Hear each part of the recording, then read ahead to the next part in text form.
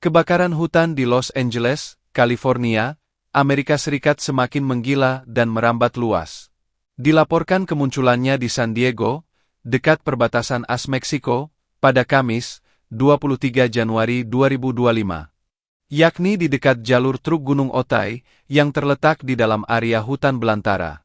Api membara sekitar pukul 14.30 waktu setempat, dan dengan cepat meluas, hingga mencapai 229 hektare.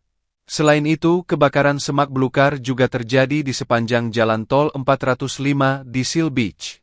Para pejabat memerintahkan untuk menutup beberapa jalur di kedua arah.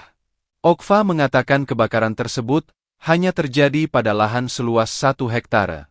Download Tribun X sekarang, menghadirkan lokal menjadi Indonesia.